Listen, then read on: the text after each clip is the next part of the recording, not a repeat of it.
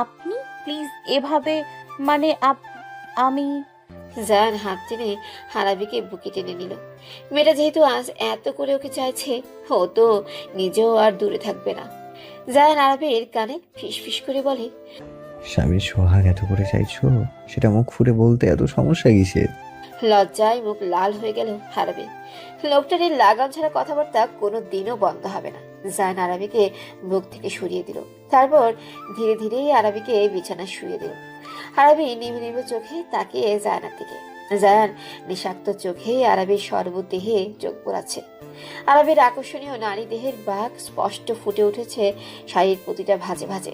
হায়ান হাত রাখলো শার্টের বোতামে, আস্তে আস্তে খুলে শার্টটা ছুঁড়ে ফেলে দিল। আরবি জানের উন্মুক্ত দেহ দেখে অন্যদিকে মুখ ফিরিয়ে নিল। লোকটার আকর্ষণীয় সুদর্শন শরীরটা ওকে ভীষণ ভাবে টানে। জায়ান আরবির দেহের উপর নিজের শরীরটা হেলিয়ে দিল, তবে পুরো ভার ছাড়ল না। মেয়েটা যদি ব্যথা পায়। মুখ নামিয়ে আনলো আরবির কানের কাছে, নিঃশাক্ত গলায় বলে, তুমি জানো, তুমি বৃষ্টি স্নাত কাঠগোলাপের মতোই অনন্য, অসাধারণ একজন, যাকে আমি আমার হৃদয়ের রানীর আসনে বসিয়েছি। আমার রানী আজ আমার ভালোবাসায় সিক্ত হতে চেয়েছে। আমি কি করে তাকে ফিরিয়ে দেই? আজ আমি না হয় তোমাদের বিলীন হয়ে যাই। আরবি এক ঝটকায় এসে জানের গলা জড়িয়ে ধরে জানকে কাছে টেনে আনলো, তারপর মুখ গুজে দিল জায়ানের কাঁধে। জায়ান হালতু হাসলো। মেয়েটা এত লজ্জাবতী। জায়ান একটুখানি বেসামাল কথা বললেই লজ্জাবতী লতার ন্যায় গুটিয়ে যায়। জায়ান আরবির কানের পিঠে চুমু এঁকে দিল, তারপর চুমু খেলেও আরবির গালে। জায়ান কণ্ঠ খাদে নামিয়ে বলে, বৃষ্টি যেভাবে কাঠগোলাপকে ছুঁয়ে দেয়, আমিও তোমাকে সেভাবেই কাছে টেনে নেব। আরবিও লাজুক গলায় প্রত্যুত্তরে বলে, আপনার কাঠ গোলাপ আপনার অপেক্ষায়, আপনার প্রেমের বৃষ্টিতে তাকে সিক্ত করে দিন। জায়ান আরবির গলার ভাঁজে মুখ গুজে দিল, উষ্ণ চুমুর বর্ষণে সিক্ত করে দিল আরবিকে। জায়ানের ভালোবাসায় মাতাল আরবি খামচে ধরল জায়ানের পিঠ। এতে যেন জায়ানের ভালোবাসার তীব্রতা আরো বেড়ে গেল। চুমুতে চুমুতে ভরিয়ে তুলল আরবিকে। আজ অনেকদিন পর প্রেমের বর্ষণে দুজনের সাথে সিক্ত হতে লাগলো। ভালোবাসার নদীতে ভাসতে লাগলো দুজনে। মিসেস হোসনে আরা রোজির সামনে বসে আছে জায়ান। হোসনে আরা রোজি হলেন একজন গাইনি বিশেষজ্ঞ ডক্টর। তিনি হলেন ইফতির ফ্রেন্ডের মা, যে জায়ানের সাথে পার্সোনালি দেখা করতে চেয়েছেন। জায়ান গম্ভীর কণ্ঠে তাকে উদ্দেশ্য করে বলল, মিসেস হোসনে আরা রোজি, আমি কি জানতে পারি ঠিক কি কারণে আপনি আমায় এত পার্সোনালি ভাবে ডেকেছেন? নড়ে বসলেন মিসেস রোজি। চোখের চশমাটা ঠিক করে নিয়ে ধীর গলায় বলে, আমি যেটা বলবো মন দিয়ে শুনবেন। আমি সব কিছু সোজা সাপটা বলবো, কোনো বাজে কথা বলে সময় নষ্ট করতে চাইছি না আপনার। জি বলুন। 5 জুন 2000 সাল রাত্রি 1:30 বাজে একজন মহিলাকে আমার কাছে আনা হলো। তিনি তখন প্রসব বেদনায় ছটফট করছিলেন। আমি দ্রুত তাকে অ্যাডমিট করেছি নিলাম। যে লোকটা তাকে এনেছিল তাকে জিজ্ঞেস করলাম সে কি হয় পেশেন্টের। তিনি জানালেন তিনি নাকি পেশেন্টের বাড়িতে কাজ করেন। আমি আরও ফ্যামিলি মেম্বারদের কথা জিজ্ঞেস করলে তিনি বললেন পেশেন্টের হাজব্যান্ড আসছে। আমি বেশি কিছু ভাবলাম না, দ্রুত পেশেন্টের কাছে গেলাম, কারণ পেশেন্টের অবস্থা তখন ভীষণ খারাপ। আমি তখন ডেলিভারি করলাম। ফুটফুটে একটা মেয়ে বাবুর জন্ম দিল সে, কিন্তু আফসোস তাকে বাঁচাতে পারলাম না। আমি নিজের বাচ্চাকে সহি সালামতে দুনিয়াতে আনতে পারলেও তাকে চলে যেতে হলো দুনিয়ার মায়া ত্যাগ করে। আমি বাচ্চাটাকে নিয়ে বাহিরে আসতেই দেখলাম একজন পুরুষ দাঁড়িয়ে। বুঝলাম এটাই হয়তো মহিলাটির হাজব্যান্ড, কিন্তু দেখছে গিয়ে দেখলাম এ আর কেউ নয়, আমারই বন্ধু। ও বাংলাদেশ থেকে মাস্টার্স কমপ্লিট করে হায়ার এডুকেশনের জন্য আমেরিকায় চলে গিয়েছিল। আমি অবাক হয়েও গেলাম, ও নিজেও আমাকে দেখে বেশ অবাক হয়েছে। আমি জিজ্ঞেস করলাম সে এখন এখানে কেন। ও নিজেও আমায় জানালো স্ত্রীর নাকি এই হাসপাতালে ভর্তি। আমি বুঝলাম আমি যে আন্দাজ করলাম তাই ঠিক। আমি ওর কোলে ওর মেয়েকে দিয়ে জানালাম যে এটাই ওর সন্তান, যে সদ্য জন্ম নিয়েছে। ওর চোখে মুখে আমি বাবা হবার সামান্যতম খুশি দেখলাম না। আরও বেশি আশ্চর্য হলাম যখন আমি হতাশ গলায় বললাম যে ওর স্ত্রী আর নেই। এতেও কষ্ট পাবে তো দূর, ওর চেহারা দেখে বুঝলাম ও এতে যেন খুশি হয়েছে। হাসপাতাল তখন নিরিবিলি। এই নিরিবিলি হাসপাতালে ওই পাষাণ ব্যক্তিটার কথায় যেন বজ্রপাত। ও যা বলল তা হলো, আজ পর্যন্ত আমি সন্তানের বাবাকে এমন বলতে শুনি না। ও আমার হাত ধরে ওই বাচ্চাটাকে মেরে ফেলার জন্য, এতে নাকি ও আমার মোটা অঙ্ক টাকা দেবে। আমি রাজি হলাম না। ও আমায় আমাদের বন্ধুত্বের দোহাই দিল। আমায় ও অনেক টাকার অফার দিল। আমি নিজেও অপরাধী। তখন আমি টাকার নেশায় অন্ধ হয়ে গেলাম, লোভে পড়ে রাজি হয়ে গেলাম। একজন ছেলেকে টাকা দিয়ে ওই সদ্যজাত জন্মানো মেয়েটাকে কোনো আবর্জনার স্তূপে ফেলে দিয়ে আসতে বললাম। কুকুর শিয়ালরা এসে মেরে ফেলবি, নে ওই বাচ্চাটাকে। আমার বন্ধু ওর স্ত্রীর মরা লাশ নিয়ে চলে গেল।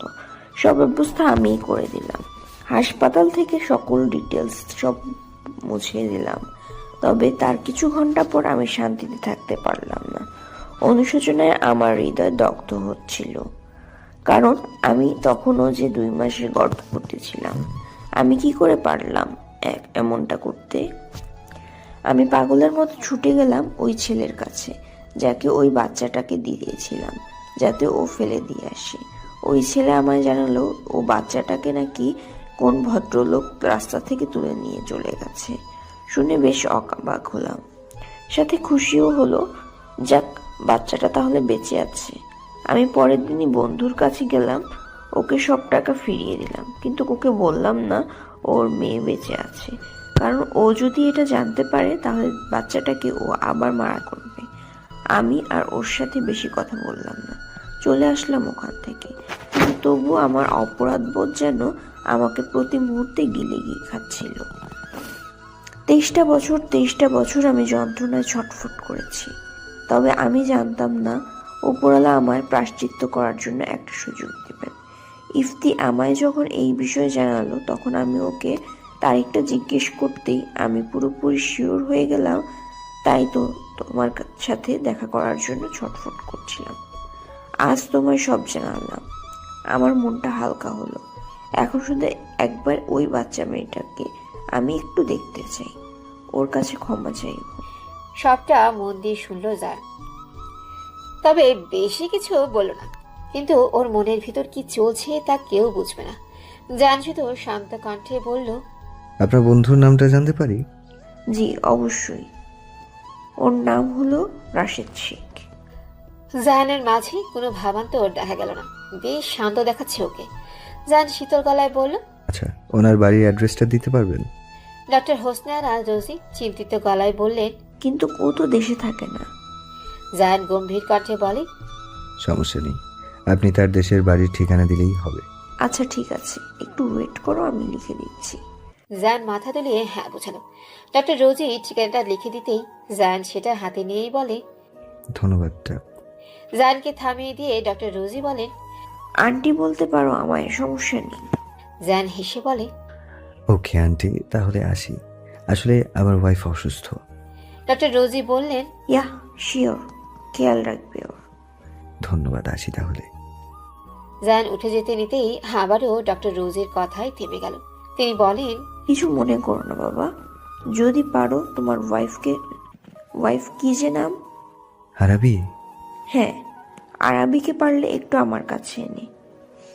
মেয়েটাকে দেখার খুব ইচ্ছা। ওর কাছে ক্ষমা চাওয়া আমার এখনো বাকি।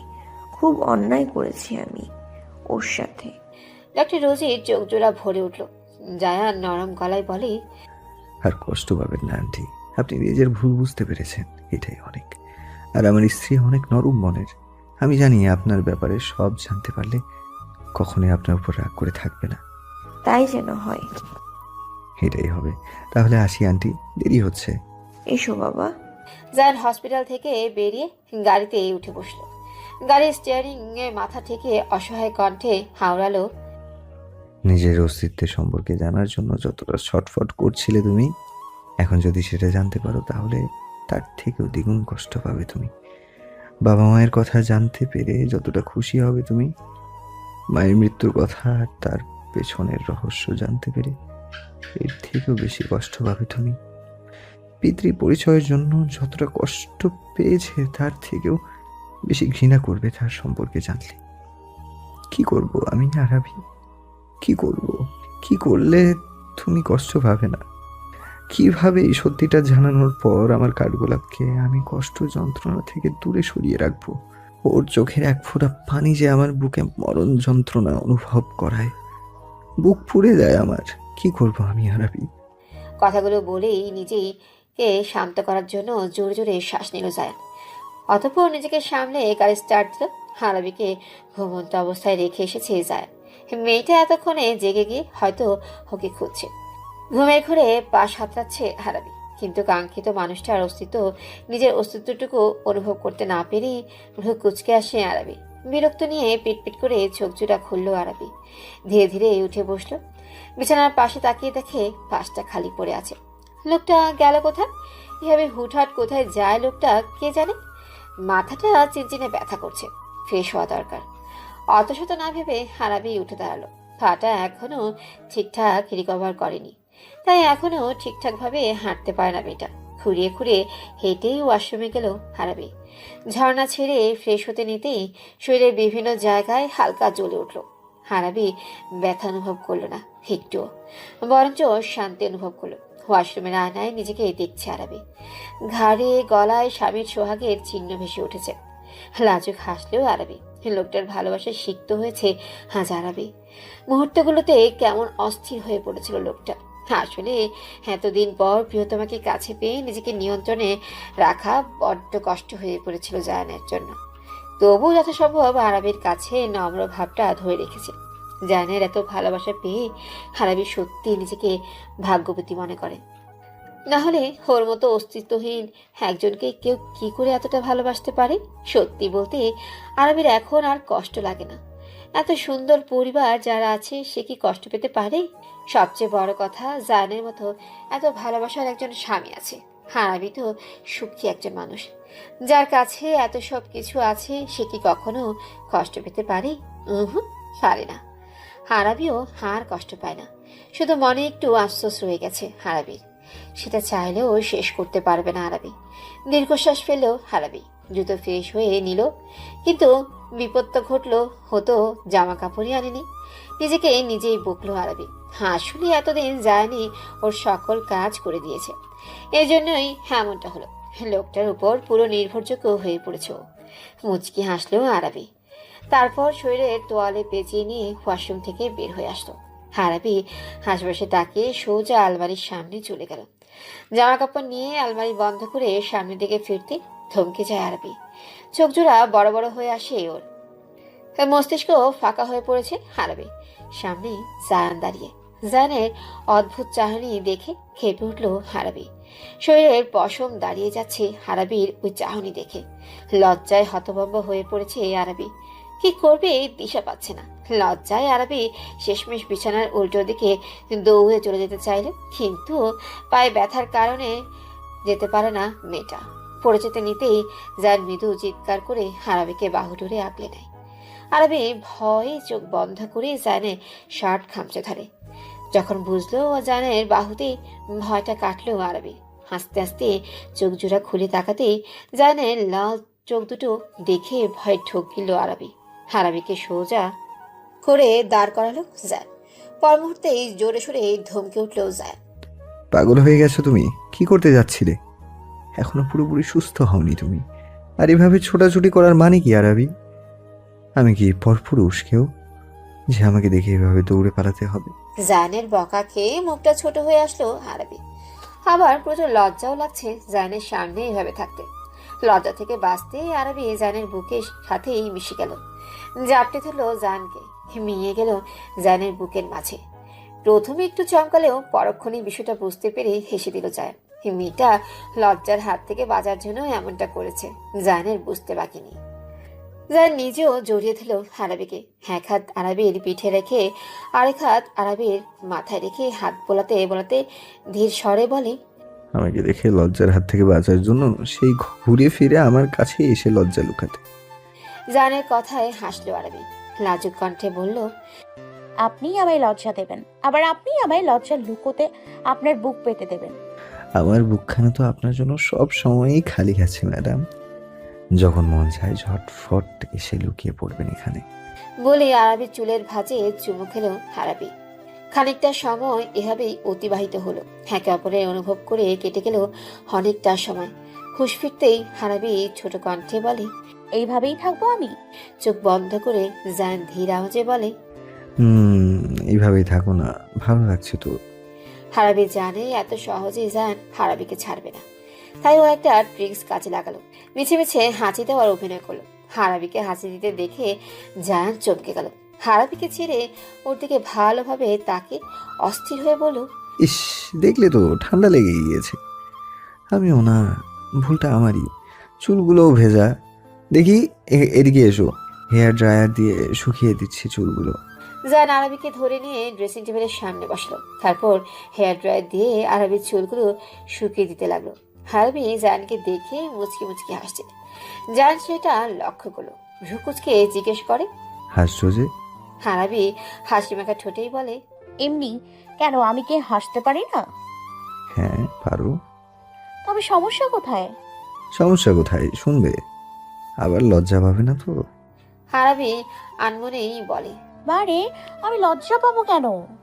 জায়ান আরবির দুকাতে হাত রেখে আরবির কানের কাছে মুখ নিয়ে নিল। হুঁশ ফিরতেই চমকে উঠল আরবি। দুরু দুরু বুক নিয়ে হায়নায় জায়ানের অবয়বের দিকে তাকিয়ে আরবি। জায়ান ফিসফিস করে বলে, তোমার এই হাসি মাখা মুখটা দেখতে আমার ভীষণ ভালো লাগে। তখন ওই হাসি লেপ্টে থাকা ঠোঁট দুটো আমার ভীষণ ভাবে টানে। একটা ডিপ কিস করতে ইচ্ছে করে। সমস্যা তো এখানে, আমি আমার মনের ইচ্ছা পূরণ করলে তো আবার তুমি আমায় অসভ্য উপাধি দিবে। লজ্জায় লালাপ আভা ছড়িয়ে পড়ল হারাবির মুখশ্রী জুড়ে। লোকটা লাগামের কথাবার্তায় হারাবি ভীষণভাবে লজ্জা পায়। লজ্জা পাওয়া আরবিকে দেখছে জায়ান। মেয়েটাকে দেখতে শুধু দেখতে ইচ্ছে করে। ওই মায়াবী মুখশ্রীটাতে নজর আটকে যায়। ইচ্ছে করে মেয়েটাকে আদরে আদরে ভরিয়ে দিতে। জায়ান আলতো হাতে আরবির চুলগুলো এক পাশে সরিয়ে আনে। তখনই স্পষ্ট ওর নজরে আসে আরবির দেহে ওর দেওয়া ভালোবাসার চিহ্নগুলো। জায়ান সেখানে নরম ভাবে হাত বুলালো। কাঁপছে আরবি। লোকটার স্পর্শে বুকের ভেতর তোলপাড় হচ্ছে আরবি। জায়ান গম্ভীর কণ্ঠে বলে, ভীষণ ব্যথা লেগেছে তাই না? আরবি মাথা নিচু করে না বোধক নাড়ালো। জায়ান গভীরভাবে ঠোঁটে স্পর্শ দিল আরবির ঘাড়ে। চোখ বন্ধ করে নিল আরবি। শ্বাস প্রশ্বাস ভারী হয়ে আসলো আরবির। থেমে নেই জায়ান। অধর স্পর্শে ভরিয়ে দিচ্ছে আরবিকে। আরবি হাত উঠিয়ে জায়ানের চুল খামচে ধরল। লোকটার স্পর্শগুলো পাগল করে তোলে ওকে। শিহরণ বয়ে যায় দেহের প্রতিটা অঙ্গে। ঘাট থেকে সরে আসলো জায়ান। আরবির কোমর পেঁচিয়ে ধরে আরবিকে ঘুরিয়ে নিজের দিকে ফিরিয়ে নেয়। কাল বিলম্ব না করে চোখ বন্ধ করে থাকা আরবির কাঁপতে থাকা অধরে অধর মিলিয়ে দিল। কেঁপে উঠে আরবি। দুহাতে খামচে ধরে জায়ানের পেট। ঠোঁট ছেড়ে এবার গলায় নেমে আসলো জায়ান। জায়ানের ঠোঁট জোড়া হাসতে হাসতে আরবির পুরো শরীরে বিচরণ করতে লাগলো। এক পর্যায়ে আরবির গায়ে পেঁচিয়ে থাকা তোয়ালেটাও খসে পড়ল। ভালোবাসায় উন্মাদ জায়ান দু হাতে কুড়ে তুলে নিল আরবিকে। আরবিকে বিছানায় শুইয়ে দিয়ে আবারও আরবির মাঝে ডুব দিল জায়ান। আবারও একে অপরের মাঝে হারিয়ে গেল দুজন ভালোবাসার মানুষ।